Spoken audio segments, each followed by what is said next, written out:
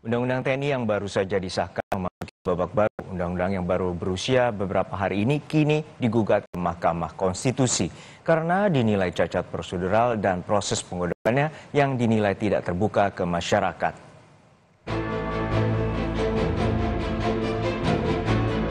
Sembilan mahasiswa Universitas Indonesia mengajukan uji formil menggugat undang-undang tersebut ke Mahkamah Konstitusi pada 21 Maret lalu.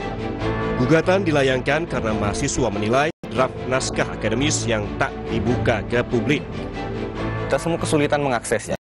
Maka lagi-lagi bagaimana mungkin atas dasar apa ya kalau dibicarakan secara logis, atas dasar apa Bapak Ibu di perwakilan rakyat bisa mengatakan bahwa mereka menyepakati suatu hal yang ini sudah disetujui oleh rakyat, kan gitu sebenarnya Mas. Ya, hanya saja Bapak dan Ibu berada di ruang sidang, kita di luar sidang, gitu kan.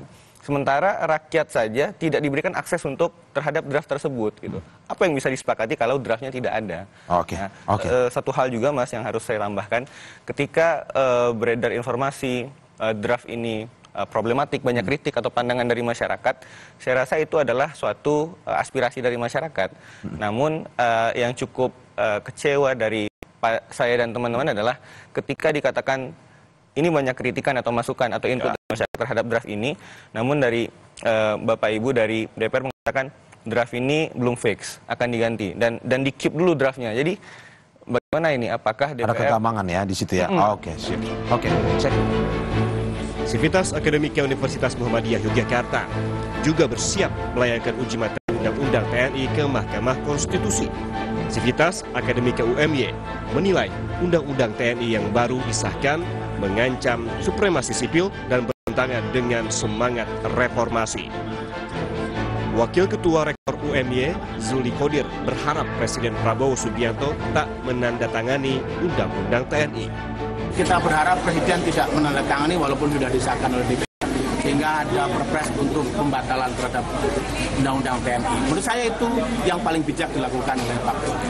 Ya sedang disusun tadi oleh Prof. Iwan, mudah-mudahan dalam waktu singkat akan segera terbentuk dan apabila dimintai untuk mempertanggungjawabkan atau mengajukan ke Mahkamah, insya Allah kita akan segera siapkan secara akademik.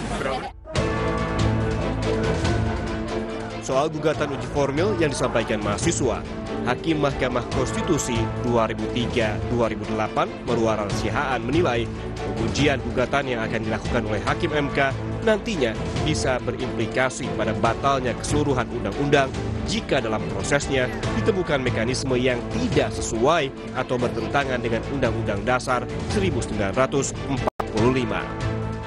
Ya, kalau dia dalam bentuk uji formil seperti ini, meskipun dengan banyak dalil, misalnya antara lain keterbukaan itu atau aksesibilitas itu yang merupakan salah satu kunci juga, dan juga barangkali banyak hal-hal lain yang menyangkut proses, mekanisme, dan lain-lain sebagainya.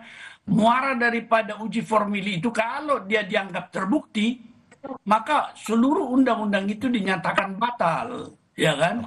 Tidak ada bagian tertentu, saya kurang tahu bagaimana bentuknya petitum daripada permohonan pengujian ini, tetapi mungkin yang dimaksud tadi dalil-dalil itu banyak, tetapi intinya muara daripada suatu permohonan uji material adalah bahwa dinyatakan undang-undang itu bertentangan dengan Undang-Undang Dasar 1945 dan dinyatakan batal atau tidak mempunyai kekuatan hukum mengikat. Jadi secara menyeluruh.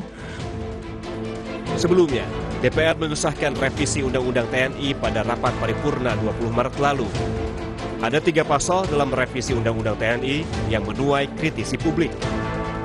Di antaranya, perihal kedudukan TNI dalam struktur pemerintahan, tugasan prajurit TNI di jabatan sipil, dan perpanjangan masa dinas aktif TNI.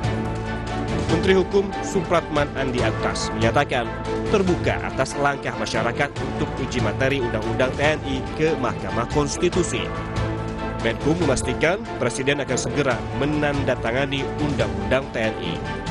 Berikan kesempatan kepada pemerintah untuk melaksanakan Undang-Undang TNI yang baru disahkan kemarin, kemudian biarkan dia akan diuji apakah benar bahwa kekhawatiran itu memang sesuatu yang mendasar untuk dilakukan atau tidak. Presiden akan menandatangani atau tidak? Ya, itu nanti kan pasti dong. Pasti, karena itu diundangkan presiden, nanti tergantung presiden. Naskahnya tapi belum bisa diakses. Tunggu selesai diundangkan.